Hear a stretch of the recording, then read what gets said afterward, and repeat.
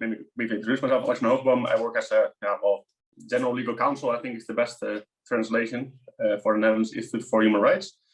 And yeah, we indeed have. Well, actually, it's not really a case. It's more like 30 cases now, or at least 30 requests for judgments, in which we have to basically adjudicate on whether or not the Dutch tax administration that deals with the benefits, or the benefits actually, toeslagen as it's called, whether it discriminated on grounds of race or ethnicity. And yeah, the fact that it's only race and ethnicity and not nationality is one of the issues that I will be discussing a bit later as well. So the Dutch Childcare Allowance, as said, 30 requests for judgments. That actually, normally we do about 150 cases a year, or at least we have rendered judgments in 150 cases a year.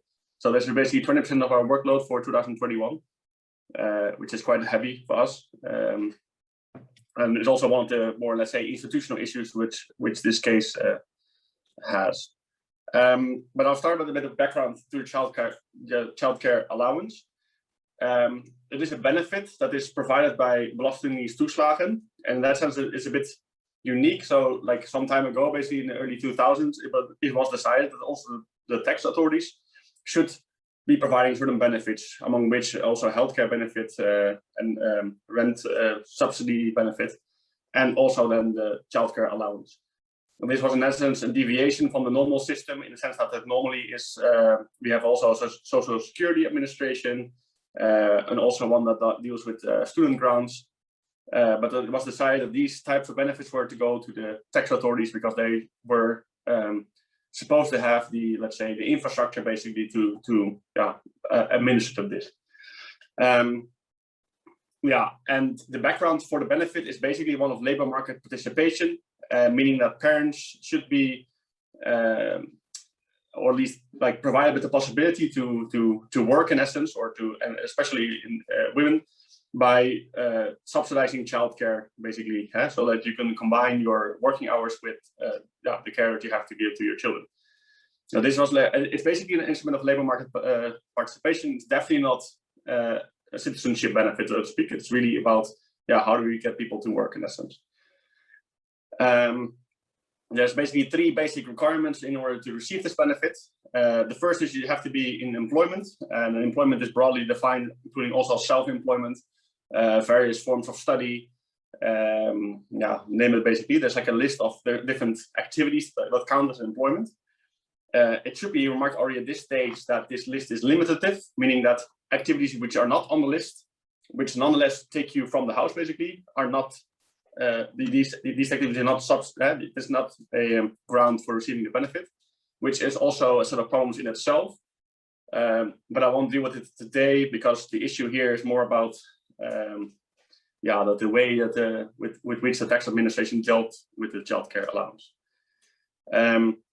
The second requirement is that you have to put your child or children in approved care, meaning that you either have to go to a registered child care center, or you have to use a registered child care intermediary, meaning that you basically, which is basically a bureau which connects people who have children who need care for it and caregivers in essence.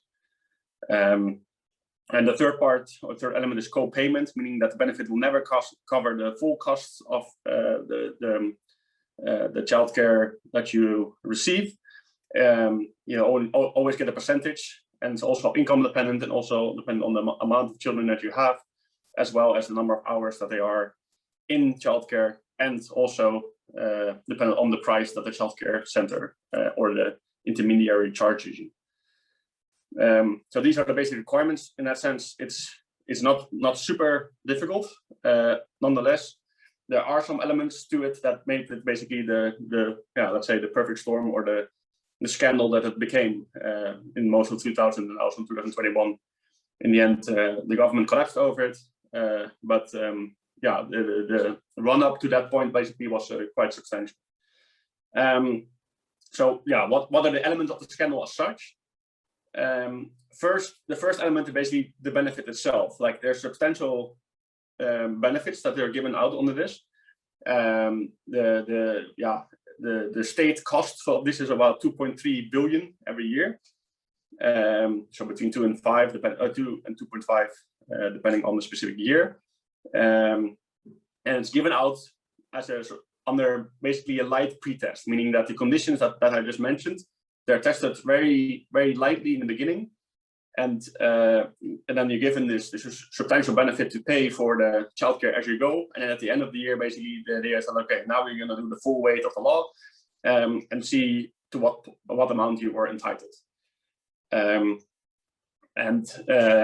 as a substantial benefit, I mean, like there's, I mean, the average, if we look at the average, is about 3,000 euros per person per year.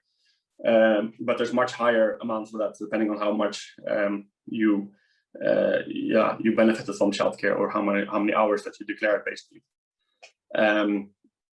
Moreover, the benefit is uncertain in the sense that it depends on these 4 factors that I already mentioned. So your own income, the amount of children, the price charged, and the amount of hours that they are in childcare. And all of these factors basically means that there will almost always be a correction to the amount that you received. You have to pay some more, you get some more from the state, something like this. But that means that also it fluctuates. Like, let's say if you lose your job halfway or you get a better job halfway, you might have to repay money, basically.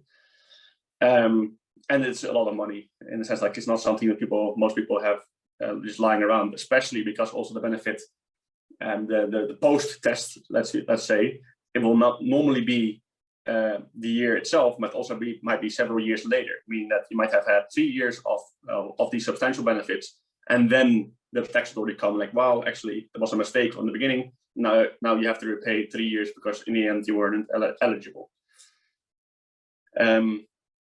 Yeah, so that's one part of it. The second part is sort of an impetus to go after perceived fraud. In the 2010, so to speak, so like beginning 2012, 2013, but also before that, there was like this big sort of uproar with perceived benefit fraud relating especially also to the childcare allowance, but also more generally. This was also known as the Bulgarian fraud, I think also undeservedly so, but that was based on a television program which tracked some fraud people who happened to live in Bulgaria. But the result was basically a media and political frenzy in which amounts were totally unsubstantiated amounts of benefit fraud were mentioned, up to billions of euros that were lost, none of which is actually true, but that was the idea. And that also resulted in a high level of desire, let's say, to be seen to be tough on fraud. And this basically resulted then in also harsher legislation and harsher policy. And that brings me then to the next point, the legal design. So the first part is the heavy hand of the law. And there's actually 2 main principles in this regard. That is the all or nothing principle, meaning this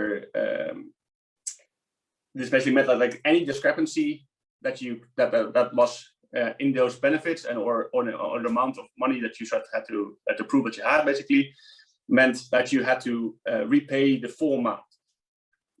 So it's not proportional to the discrepancy, but basically like the whole year would be basically be taken back. And discrepancies, I mean minor flaws. I'll come back to that in a moment.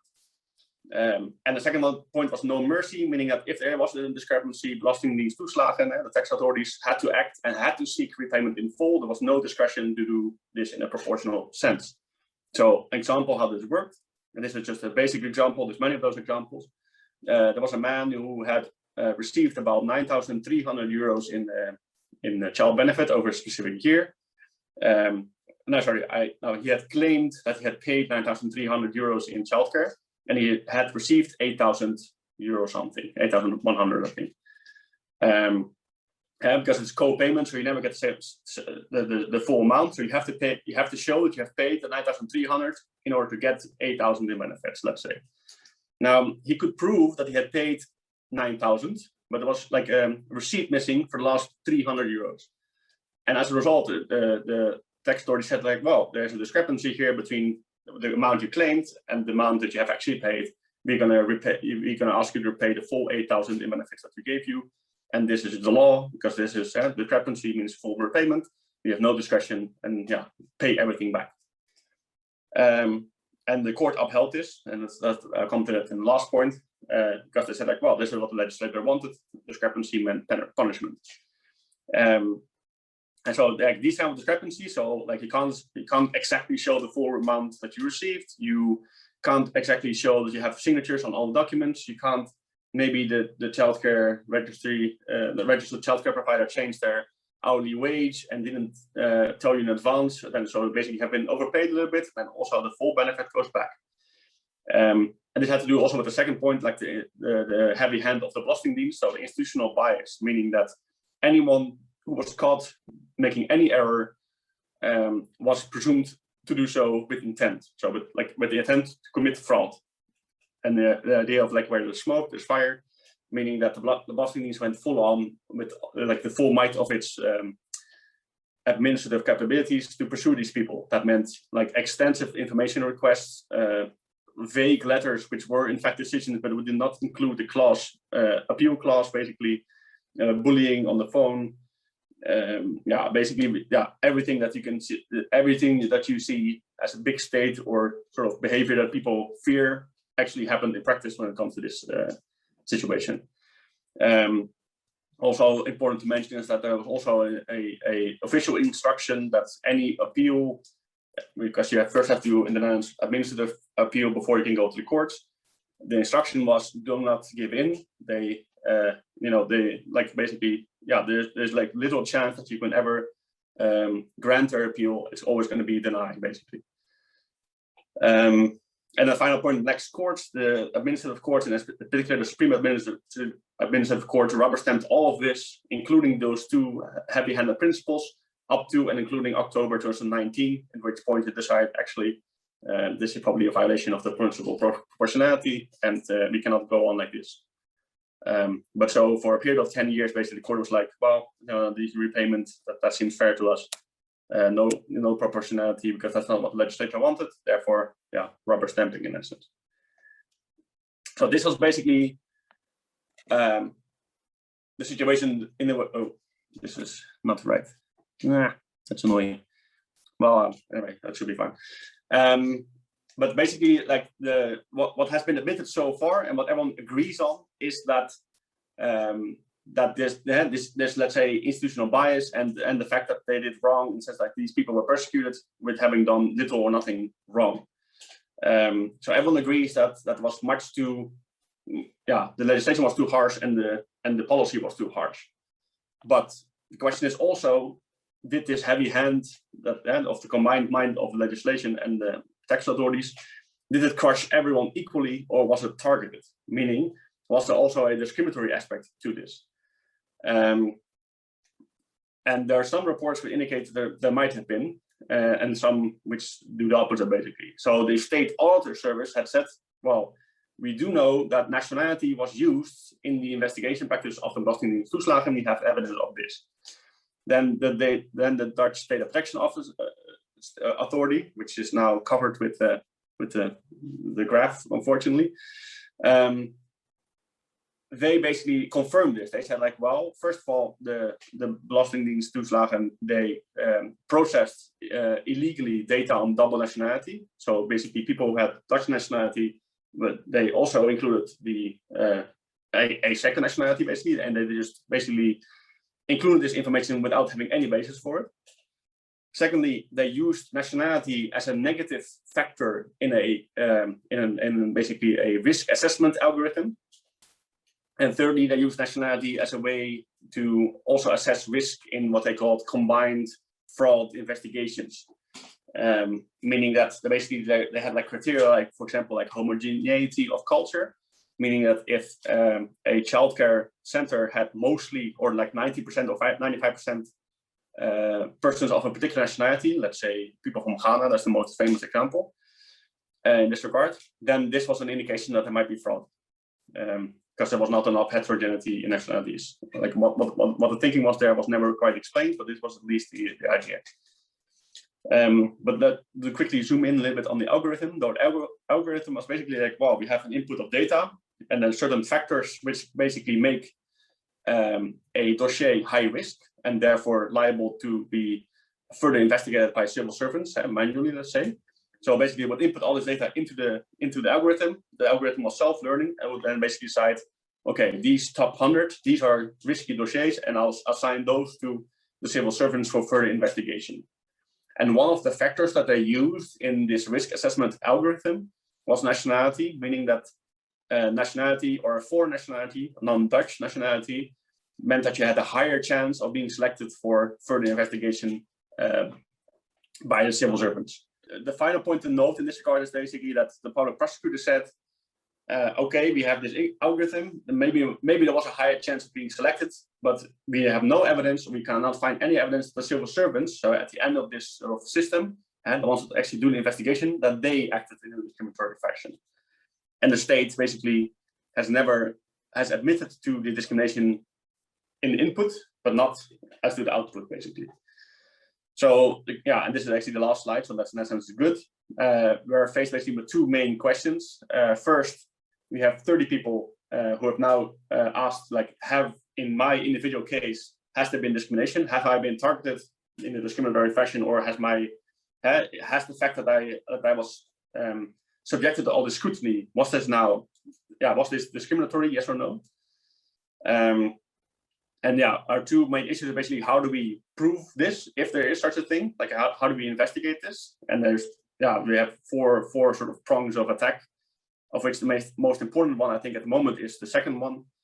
And this actually relates to what you probably, well, for those of you that attended this meeting last week, I wasn't there, but I read the paper from Sandra Wachter. Basically, what we want to do is that rather than to try to figure out what the algorithm did, we just want to basically look at it from a statistical point of view and say, if you have the victimized group, if you look at sort of like the demographic composition, or we might also use some other tests, but yeah, let's keep it like this. If you look at the demographic composition of the victimized group, is it then significantly populated with more persons with a foreign background versus all of those that receive benefits in the first place, basically. So we want to compare basically those two groups and see, yeah, if people with a foreign background are overrepresented in the victimized group, yes or no. And as for legal issues, I just mentioned the two things. First, one of the issues is that we cannot test if there was a nationality discrimination. We don't have that competence. We can only decide whether there was discrimination on grounds for race or ethnicity, which means that we're basically stuck between Biao versus Denmark, where the ECHR basically said that, well, legislation that targets mainly foreign-born persons, let's say, that can be a discrimination on grounds of race or ethnicity, versus, of course, Court of Justice in Jyske Finans, which basically says that, well, in order to find discrimination on grounds of race or ethnicity, you have to show, at least this is the common interpretation of that case, that a specific group was disadvantaged, which is not the case here, because it's a broad sort of, or at least we doubt that can be proven here. Yeah, and the final difficulty is basically, well, we might have all this documentation on institutional discrimination, but does that mean that the individual in this particular case, one of the 30 people who came to us, whether they were discriminated?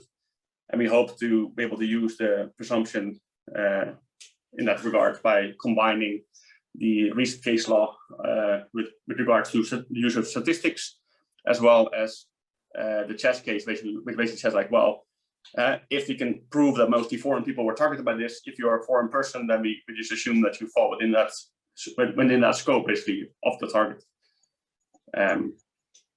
Anyway, yeah, this is basically the state of affairs in a nutshell. I don't think I'll leave it at this. Maybe like a final remark, maybe the discriminatory language, we've already seen some really bad things there. So this is also an issue that we will probably consider separately from the disadvantage suffered in the as a whole, basically.